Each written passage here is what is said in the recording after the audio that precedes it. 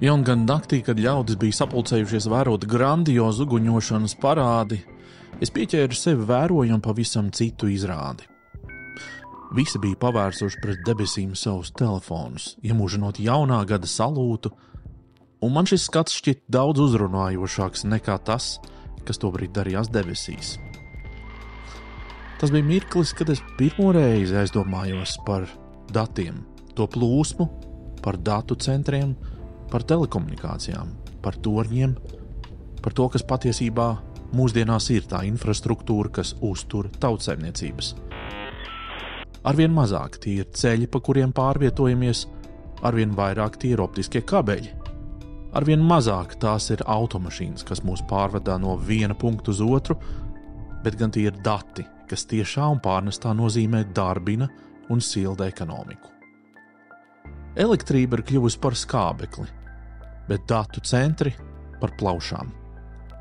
Līdz ar mākslīgā intelekta parādīšanos mūsu ikdienā, spēles laukums un noteikumi ir mainījušies.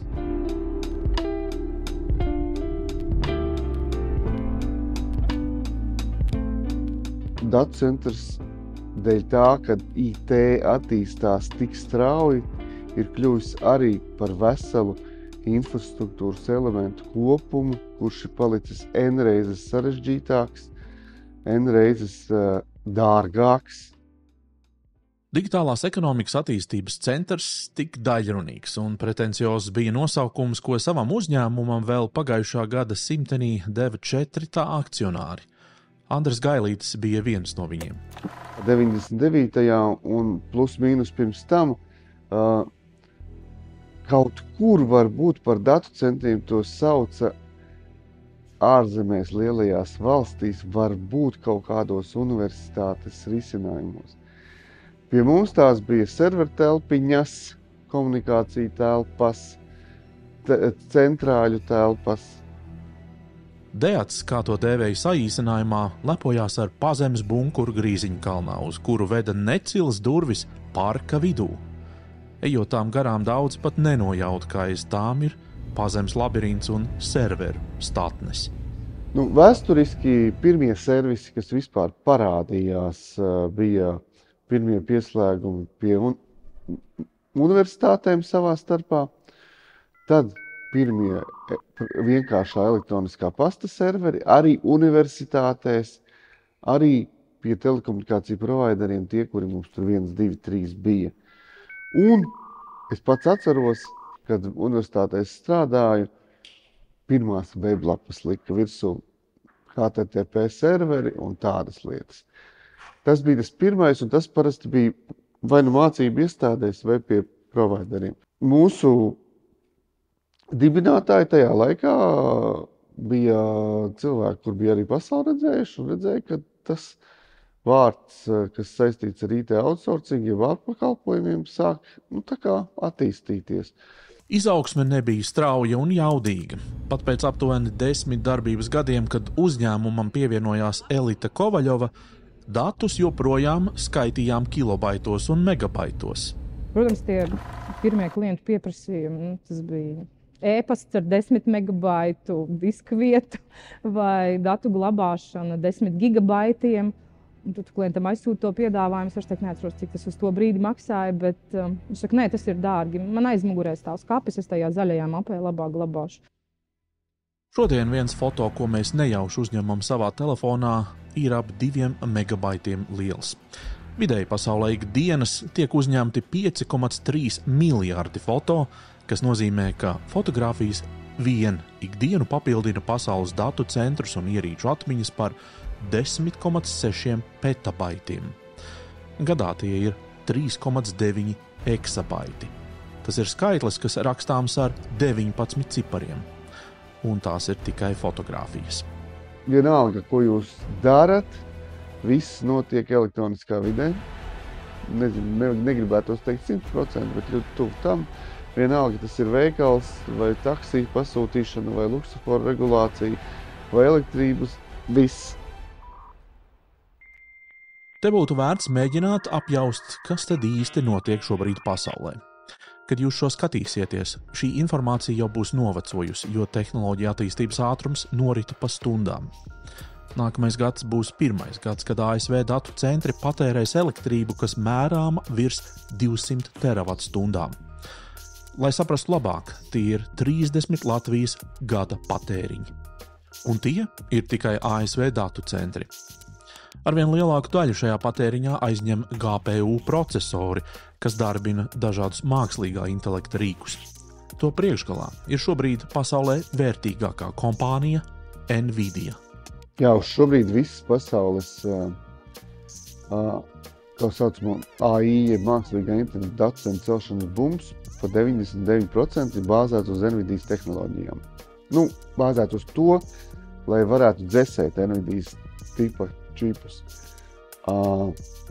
Zikā, viss atkal ir, pret ko tu salīdzini. Ir skaidrs, ka tās enerģijas patēriņš šobrīd ir vienkārši abnormāls. Un dēļ tā arī tā visa dzesēšana un visas pārējās konsekvences. Un tas ir tas, par ko tu runā pēdējās konferencēs, ir tas, kad ir sajūta par tādu lielu blīkšķi, kas nāks. Jo tajā mirklī, kad kāds izgudros čipus, kas dara to pašu darbu, bet tērē mazāk elektrības, vai arī tērē tikpat elektrības, bet dara 100 reizes vairāk, tas ir runa efektivitāti. Tajā mirklī, tā maiņa, kas ir vismaz ārzemēs un lielajās ekonomikās, var pašūpoties. Rihards Kaletovs manis pieminētajam digitālās ekonomikas attīstības centram pievienojās pirms vairākiem gadiem. Viņa pārziņā ir visi tehniskie jautājumi, tāpēc viņš ir arī pareizais cilvēks, kam jautāt par to, kas sagaidāms no mikročipu straujās attīstības. Mikročipu tehnoloģijas ir gājuši diezgan lineāru attīstību, nav bijuši kaut kāda eksponenciāla atklājuma vai kaut kas, un lēnā garā 10-15% jaudas pieaugums. Lēnā garā samazinās tehnoloģiskais process nanometros, tagad esam jau nonākuši līdz angstrēmiem, ja? Bet mēs tuvojamies tā viena atoma izmēram, kuru pagaidām zinātnieki nav atraduši kā pārsniegt. Mēs esam tuvu robežai tehnoloģiskajā procesos.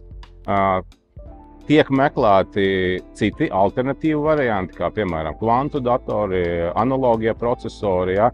Tie ir mēģinājumi atrast alternatīvas skaitļošanas jaudas ar lielāku efektivitāti, mazākiem energopatēriņiem. Bet tas pagaidām ir laboratorija jautājums, zinātnieku jautājums. Kā mēs labi zinām, kvantu datori jau ir 5-10 gadi tāda aktīvā izpēte. Viņi, protams, ir no pagājušā gadsimta jau zināmi, bet tā aktīvā daļa laikam ir kādi 5-10 gadi. Vēl ar vienu viņi nav pārspējuši mūsdienu parastos dators savās jaudās. Vienā mirklī kaut kur aptuveni pēc ekonomikas krīzes uzņēmēji interese par datu glabāšanu drošā vietā strauji pieauga. Nācās augt arī uzņēmumam, vajadzēja piesaistīt kapitālu. Mums bija piedāvājums no Šveices fonda, un gal galā mēs izlēmām, ka mēs visu uzņēmumu pārdosim, jo tas bija viss tas pareizākais veids tajā mirklī, jo tad uzņēmums iegūtu tādus fantastiskus izaugsmus iespējas, kuras iet vienmēr kopā ar kontrolpaketi. Tā ir. Deats pārtapa par Delska. Tas joprojām ir reģionāls spēlētājs, taču ir datu centru un tīklu pakalpojumu līderis Ziemeļa Eiropā. Uzņēmumam pat laban ir datu centri Rīgā, Viļņā, arī Amsterdamā un Frankfurtē. Zīmols radās no jauna, apvienojoties vairākiem operatoriem, un pat laban tā lepnums atrodas tieši Rīgā. Jaunais EU North Riga LVDC1 datu centrs ar 10 megavatu jaudu. Tātad strādājot katru savā valstī, mums, protams, ir savu klienti, bet klientiem ir nepieciešamība savu biznesu izvirzīt citā reģionā, ja, panākt arī kaut kādu atteikumu noturību vai tādas lietas. Un šajos brīžos ir vajadzīgs ne tikai data centrs, bet arī stabils komunikāciju tīkls. Un, attiecīgi, tad Lietuvas pusē, ar kuru mēs apvienojāmies, jau bija un ir izbūvēts augsts ārgaitas optiskais tīkls, kas iet cauri visām Baltijas valstīm un aiziet uz Eiropas centru. Un mēs esam noslēguši arī riņķi šim tīklam. Līdz ar to mēs spējam nodrošināt atteikumu noturīgu, drošu un ļoti lielu ātrumu savienojumus priekš mūsu klientiem un viņu infrastruktūras. Sākumā, protams, bija grūti pierast, ka ir grupa, ka ir kolēģi Lietuvā, ka ir vairāki datu centri nekā tikai mūsu 2 Rīgā uz to brīdi. Un ka ir citas ambīcijas, ka ir jākāp citās kurpēs, jākāp pakāpienu augstāk un jau ir jāatbilst citām prasībām. Ja tomēr grupas uzņēmums ir grupas uzņēmums, un tu vairs neesi viens pats. Tu nevari tikai par sevi domāt. Tev ir jādomā arī par kopējo reputāciju. Un tas nav tā, ka šis ir mūsu un tas ir viņu. Un tad mēs par savējiem un viņi par savējiem. Ne, mēs tomēr esam viena komanda un mums ir jāmēģina kopā. Tas noteikti bija tas grūtākais tajā brīdī, kad tagad tas tā būs, jo domāšana jau ir tikai mana komanda, mūsu komanda, mēs Latvija, mūsējais. Uzbūvēt jaunu datu centru no nulles ir pietiekami resursu ietilpīgs un arī laika ietilpīgs process. Tā projektēšana un arī celtniecība atšķiras no ierastas industriālas būves. Te mums ir fundamentāla atšķirība no jebkuriem privātu objektiem un pat no tik lieliem objektiem kā lielveikali vai kaut kas tam līdzīgs. Ja. Atšķirība ir gan izmēros, es domāju, tā elektrības apjomi vai šķidruma apjomi vai kaut kas tam līdzīgs, ja, gan arī kompleksitāte. Un it īpaši varētu atsaukties uz mūsu šodienas konkrēto objektu. Ja. Mums bija mūsu projektēšanas laikā un celtniecības laikā šim projektam iesauka, ka tas ir 10 megawatīgs iPhones. Skatoties no šāda punkta, kad viņā ir tik blīvi izvietotas visas inženieru komunikācijas un elementi savā starpā, kad bija ārkārtīgi daudz laika jāpavada 3D modeļos tieši projektētājiem, lai atrastu kombināciju, kurā tas viss izvietosies, un tajā pašā laikā, lai šīs sistēmas būtu apkalpojamas un darbotos, un mēs ikdienā ar viņām varētu ērti un efektīvi kaut ko izdarīt, ja ir pārslēgšanās vai testēšana vai klientam kaut kas ir nepieciešams. Un no tā arī nāk klāt viss, kas saucās regulācija. Kā tam datacentram jāizskatās, Eiropas regulas, kas saistīts ar enerģētiku, viss, kas saistīts ar dažāda tipa drošībām un, protams, ar klimatu. Mūsu ieguldījums zaļās tehnoloģijās ir ļoti svarīgs, kā mēs šo enerģiju iegūstam, ja? Tāpēc mēs arī izvēlējāmies iepirkt zaļo enerģiju. Kā es saku, kurš ražo zaļu, no tā mēs arī pērkam. Paldies Dievam, mūsdienās tas ir iespējams, pateicoties apvienotiem tīkliem un dažādām finanšu instrumentiem arī. Mēs esam noslēguši līgumu ar Neste. Viņi ir izstrādājuši ļoti unikālu produktu Neste maidegviela, kura ir pat 98% atjaunojama. Tad pat avārijas brīdī mēs nedaram tik lielu ļaunumu dabai, varētu teikt, ka gandrīz nekādu. Mēs salīdzinoši to klimatisko footprintu ļoti mazu atstājam. Bet lielajās vietās, tajā pašā Skandināvijā jau, lai gan viņa ļoti laba vieta dēļ klimata, kur likt datacentrs, jau par to runā, un siltajās vietās par to runā vēl vairāk. Mēs, datacentru dzēsēšanā ūdeni neizmantojam. Tad viss ir, kur ir silts, un visa Amerika, un vēl daudz citas vietas, viņi izmanto ūdeni priekš dzēsēšanas tehnoloģijām, un viņi ir izpumpējuši visu dzeramo ūdeni. Un tur jau ir tagad jautājums, ka tas ir tik svarīgi palicis, kad viņus tā regulē, kad vienkārši aizliedz celt. Šīs dzēsēšanas iekārtas ir speciāli jau dizainējot, izvēlēts. Viņās ir ļoti specifiska tehnoloģija, magnētiski levitējoši kompresori. Tad tā detaļa, kas tur griežās lielā ātrumā, viņa levitē uz magnētiskiem spilveniem. Tādā veidā mēs samazinām berzi, mums nav zudumi, un viņa ir ārkārtīgi efektīva, kad slodze mainās. Tad šāda tehnoloģija. Un otrs punkts šiem bija izvēlēts, tas ir mūsu mīļotā tēma zaļā enerģija. Tad klasiskajos dzēsēšanas iekārtos, gan mājās, ofisos, ļoti bieži tiek izmantotas gāzes, freons, ko mēs mīlam saukt. kuram ir ārkārtīgi liels CO2 ekvivalents. Ja? To, ko mēs lietojam ikdienā un vecās iekārtas, ir apmēram 2000 vai pat 10 000 tonnas pret 1 tonu šīs vielas. Šajās iekārtās šī gāze ir 1:6. Nevis pret 1000, bet pret 6. Viņi ir gandrīz, kā es saku, gan kā svaigs gaiss. Bet, ja mēs runājam tieši par to jaudu un tiem megavatiem, kas būs jaunajā datu centrā, tad arī šobrīd mums pēdējā laikā nāk diezgan daudz pieprasījumu par GPU serveru izvietošanu, kas ir ļoti jaudīgi. Kā vietu viņi neaizņem, bet viņi ir ļoti jaudīgi, viņus ir jāspēj nodzesēt, viņiem ir jāpiegādā elektrība attiecīgā daudzumā. Perspektīvas datu centriem ne tikai šajā reģionā, bet Eiropas Savienībā un Lielbritānijā kopumā ir ļoti lielas. IT slodze šogad ir sasniegusi 10,3 gigavatus gadā, un nākamgad tai tiks pievienots vēl 1 gigavats pieprasījumu pusē, un līdz 27. gada beigām 2,6 gigavati arī jaunā piedāvājumā. Ja jūs būvētu datu centru Frankfurtē vai Amsterdamā, tad jūs vēl nebūtu uzzīmējis un jau būtu pārdevis.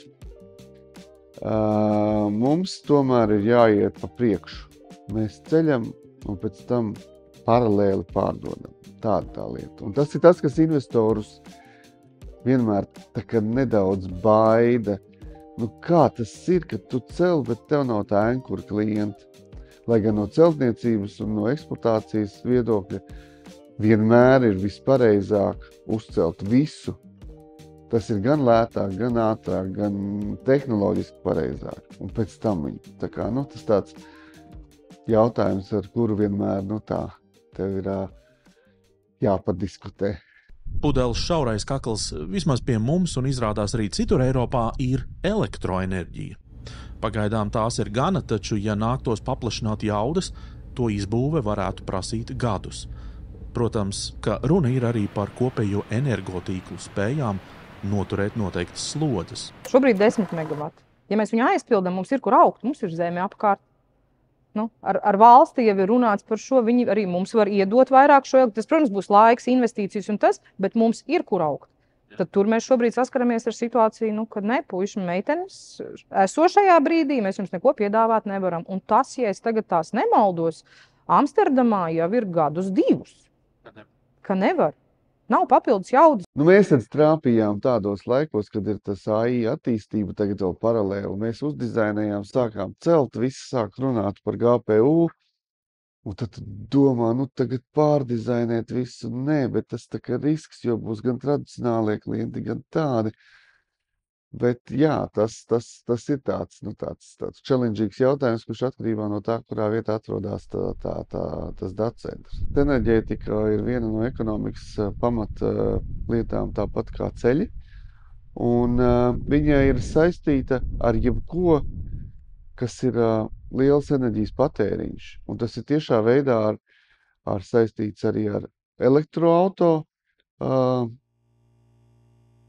ienākšanas stratēģiju valstī, jo šobrīd varētu pārdot, cik elektroauto jūs gribat, viņiem tāpat elektrība nav, kur visiem paņemt. Tas ir saistīts arī ar datu centriem, ar rūpnīcām un ar visu. No vienas puses mēs visi negribam, ka palielina tarifus, piemēram, sadalas tīkls. No otras puses tā ir viena no lietām, kurās ir jāgulda nauda. Jautāts, kas ir tas, kas traucē datu centru kvalitatīvai izaugsmei šobrīd Latvijā, Andris atbild, ka tie ir valsts centieni nodarboties ar šo biznesu. Valstī nav jānodarbojās ar komercklientu apkalpošanu, jebkādu. Un valstī nav jāgulda nauda savu datu centru celtniecībā. Mēs varam runāt par kaut kādiem varbūt super, es pat nemāku kā to pateikt, sensitīviem klientiem, kas ir valsts sektorā, 1-2 organizācijas, kurām ir kaut kādi dati, kas, tos tiešām negrib, bet tam nevajag datu centrus. Tas ir pietiekoši cits apmērs. Tā ir viena lieta, ko mēs strādājam visā Baltijā. Ja pie mums spēj savus datus glabāt bankas, tad mums nevajag nevienam skaidrot, ka tas ir mazāk droši kā valsts, kura tērē nodokļu maksātāju naudu un ceļ to visu par mūsu naudu tā vietā, lai ņemtu pakalpojumu. Tā kā tas ir ideoloģijas jautājums. Lai kādi vēji pūtīs ASV krastos mākslīgā intelekta attīstības kontekstā, Eiropa un Latvija turpina savu attīstības tempu un gaitu, paturot prātā racionālus apsvērumus. Ja augs mūsu ekonomikas, augs arī datu apjomi, augs arī datu centri. Visiem kopā mums ir jādomā par energopietiekamību un arī drošību, lai nesanāk tā, ka pavēršot nākamās gadumijas mirklī telefonu pret debesīm, parādās uzraksts nepietiek atmiņas. Mums ir arī kolēģi no Polijas ar ļoti lielu pieredzi starptautisko un dzīves, un viņi mums visu laiku atgādina par to, ka mums ir jābūt daudz skaļākiem, redzamākiem, agresīvākiem. No tāda viedokļa, ka mēs darām ļoti daudzas fantastiskas lietas, bet pārāk tā pieticīgi, kā latvieši par to tā nestāsta. Uz visiem tiem, kas liek sociālajos tīklos visādus rakstus par to, ka šis nav tā un tas nav tā un tā tālāk. Pirmkārt, mums ir pašiem uz sevi jāpaskatās, kad jābeidz ir ņaudēt. Un otrkārt, visiem tiem ņaudekļiem es pretī lieku mūsu Latvijas dažādos mazos veiksmes stāstus ar hashtagu Latvija var un iesaku to visiem darīt. Tā kā tas mums visiem pieliek savu pozitīvismu klāt katrā ikdienā un palīdz iet uz priekšu.